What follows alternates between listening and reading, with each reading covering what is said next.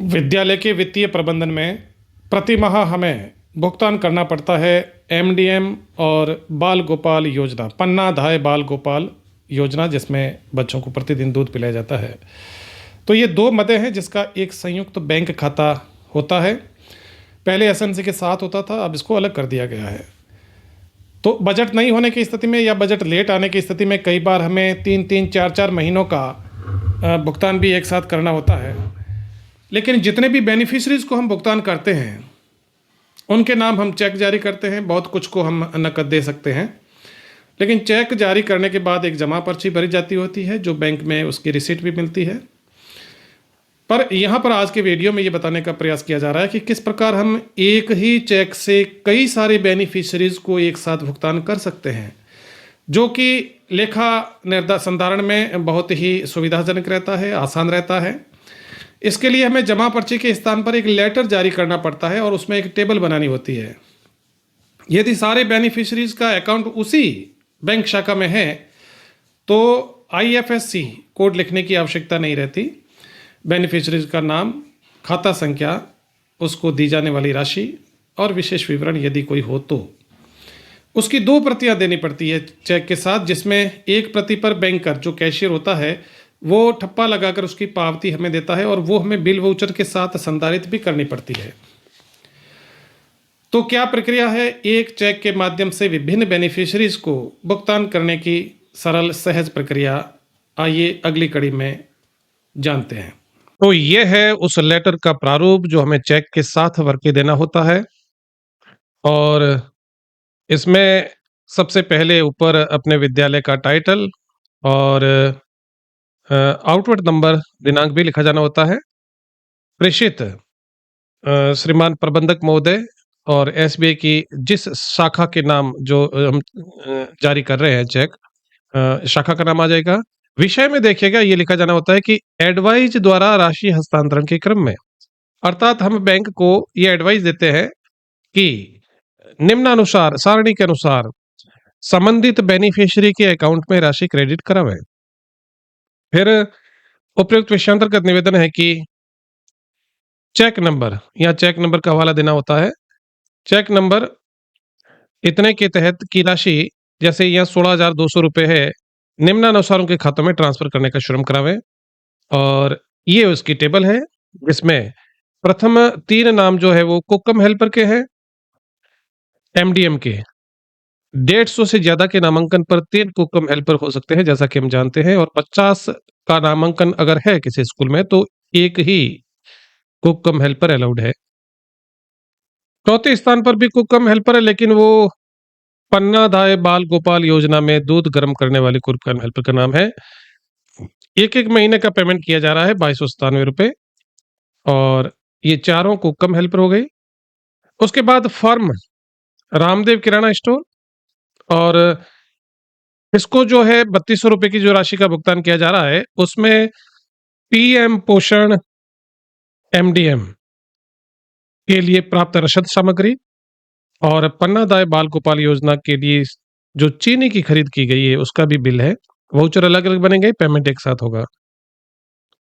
महादेव फल और सब्जी भंडार, ये उसके खाता संख्या हो जाएंगे और 3000 रुपये का हम उन्हें भुगतान कर रहे हैं MDM के लिए प्राप्त सब्जी एवं फल दोनों। रमेश कुमार जो कि पोषाहार प्रभारी है, उनके द्वारा दोनों योजनाएं MDM और बाल गोपाल योजना में गैस सिलेंडर की राशि का उन्हें पुनर्भुगतान किया जा रहा है। सिलेंडर प्राप्त करते समय उनके जेब से उन्होंने खर्च की थी, ये उनका पुनर्भरण है। एक्सीलेंट कंप्यूटर्स और इंडियन एजेंसी को जो ये भुगतान किया जा रहा है वो MME मद से किया जा रहा है। ये MME मद क्या होती है? हम जानते हैं कि कार्यालय द्वारा समय समय पर पोषाहार व्यवस्था के लिए कंटिजेंसी के बतौर कुछ राशि हमारे MDM अकाउंट में जमा की जाती है। तो ये 250 रुपये का हमने प्रिंटर का जो टोनर रिफिल किया जाता है या ड्रम एक्सचेंज किया जाता है खराब होने पर, ये 600 रुपये में हमने गैस की नली जो डैमेज हो गई थी रिप्लेस की है। लाइटर भी खरीदा है, तो ये वाउचर अलग से बनेंगे। MME के तहत ये भुगतान किया गया है, 2 अलग अलग पार्टियां हैं इसलिए। तो देखिए 9 जनों को जो भुगतान है वो एक ही चेक से किया जा रहा है। बहुत ही सहूलियत और सुविधा के अनुसार ये चीज़ हो रही है। अन्यथा 9 चेक काट करके अलग-अलग पर्चियाँ भरनी पड़ती है और वो काम काफ़ी दुरह हो जाता है। फिर अध्यक्ष और सचिव की सील लगेगी। यहाँ पर ध्यान रखना, इसकी 2 कॉपी बनानी है। 1 कॉपी पर बैंक सील लगा करके सिग्नेचर करके हमें लौटाएगा और वो हमें वाउचर फाइल में भी रखनी है ये। तो ये है वो उस लेटर का प्रारूप जो हमें एक सिंगल चेक के साथ भर के देना होता है। ध्यान रखना 11 अंकों की खाता संख्या होनी चाहिए और इस प्रकार अगर कंप्यूटर में वर्ड फॉर्मेट में ये बनाकर रखा जाए तो ये फिक्स रखा जाए। एक बार अगर खाता संख्या अप्रूवल है तो बार-बार उसको एडिट या चेंज करने की आवश्यकता नहीं पड़ी। ये सबसे सेंसिटिव चीज़ है। अगर आपने खाता संख्या में एक भी डिजिट गलत लिख दिया तो उसका खाता में ये वो राशि क्रेडिट नहीं हो पाएगी। तो सबसे महत्वपूर्ण चीज़ है खाता संख्या जिसको कंसिडरेबली लिखा जाना होता है। और एक महत्वपूर्ण बात ये है कि ये जो अंतिम कॉलम दिखाया गया है विशेष विवरण वाला, ये विशेष विवरण वाला आपके निजी जानकारी के लिए है। बैंक में जो लेटर दिया जाएगा उसमें पहला क्रम संख्या, नाम, खाता संख्या और राशि का ही लिख करके दिया जाना होता है। ये विशेष विवरण वाला बैंक में जो लेटर जा रहा है उसके साथ दिया जाना अपेक्षित नहीं है। हालाँकि आप दे भी देते हो तो कोई वो इग्नोर कर देगा, मगर ये केवल आपकी जानकारी के लिए ये मैंने ऐसा बनाया है कि इस प्रकार डिस्क्रिमिनेशन होगा कि किस-किस मद का किस-किस प्रकार भुगतान किया जा रहा है। एक ही बैंक में अगर सभी के खाते हैं, जिस बैंक में हमारा एमडीएम खाता है, अगर इन सभी का खाता भी उसी बैंक में है, तब तो आईएफएससी जो कोड होते हैं वो लिखने की आवश्यकता नहीं है और एसबीआई की कोई अन्य ब्रांच है, तो अन्य ब्रांच के मामले में आईएफएससी कोड का भी हवाला देना आवश्यक होता है। तो ये रही जानकारी जिसमें जो लेटर हमें चेक के साथ डिस्पैच किया जाना होता है और इसकी बैंक सील लगने के बाद एक कॉपी वाउचर फाइल के साथ भी लगनी होती है। अब आइए जानते हैं कि चेक कैसे भरा जाए और क्या उसमें ध्यान देने की बात है। तो आइए अब हम जानते हैं कि 9 पार्टियों को एक साथ भुगतान करने के लिए एक चेक कैसे काटा जाए। तो ये जो 16,200 की जो राशि बनी है हमारे उस लेटर के द्वारा जिसमें समस्त पार्टियों को किए जाने वाले भुगतान का योग है, ये अंकों में हो गया, ये शब्दों में हो गया 16,200 ओनली। और इसी के साथ ये एक थोड़ा सा डमी चेक है प्राइवेसी के लिहाज से। यहाँ पर तारीख लिखी जाएगी, day day, month month, year year year year, इस फॉर्मेट में। और अब जो सबसे महत्वपूर्ण जानने की चीज है वो है कि इसमें पार्टी का नाम हम क्या भरेंगे, किसके नाम ये चेक जारी करें, क्योंकि पार्टियां तो 9 हैं। तो इसमें हम योर सेल्फ के नाम से चेक भरेंगे। इसका मतलब ये हुआ कि ये जो राशि है 16,200 की, ये बैंक सबसे पहले अपने खाते में लेगी और आपने जो लेटर दिया है उस लिस्ट के अनुरूप संबंधित बेनिफिशियरी के अकाउंट को क्रेडिट करेगी।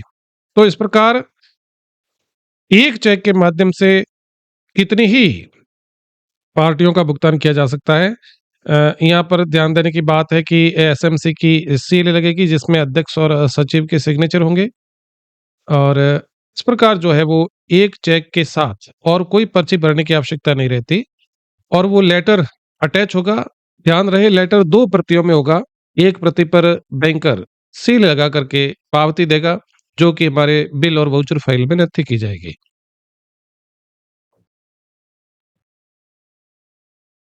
अब इस जानकारी के साथ कि कितनी ही पार्टियों को जब एक चेक के द्वारा भुगतान किया जाता है, तो कइयों को ऐसा संशय होता है कि क्या 100-150 बेनिफिशियरी हो तो उनको भी एक चेक से भुगतान किया जा सकता है? जी हाँ, ऐसा संभव है। 8-10 तक तो बैंकर क्या करता है वो मैन्युअली अकाउंट नंबर क्रेडिट कर देता है। लेकिन जब संख्या ज़्यादा हो, 100-150 की हो, तो उसमें एक एक्सेल का सॉफ्टवेयर आता है बैंक का जिसमें एक सीडी बनती थी पहले फिजिकल, और अब केवल एक एक्सेल शीट के माध्यम से ही एक सॉफ्टवेयर की डिजिटल कॉपी बनती है, जिसको बैंकर अपने सॉफ्टवेयर के माध्यम से डाउनलोड करके सिंगल क्लिक के साथ सारे खाते क्रेडिट हो जाते हैं। ये अलग चीज है।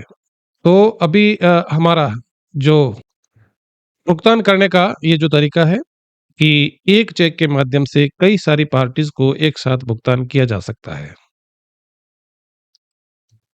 अब जबकि भुगतान एक चेक के माध्यम से किया गया है, तो कैश बुक कैसे भरी जाएगी, बिल वाउचर फाइल कैसे तैयार किए जाएंगे, इसके लिए इंतजार कीजिए अगले वीडियो का। तो इसी प्रकार के ज्ञानवर्धक और उपयोगी वीडियोस जानने के लिए जुड़े रहिए हमारे एसएससी विजडम चैनल के साथ। और यदि आपको लगे कि कैश बुक का संधारण विधिवत किस प्रकार किया जाता है और बिल वाउचर फाइल का संधारण किस प्रकार किया जाता है, ताकि ऑडिट में किसी प्रकार का आक्षेप न हो, तो इस वीडियो के नीचे अपने कमेंट में अपनी राय जरूर लिखें। धन्यवाद। जय हिंद, जय भारत।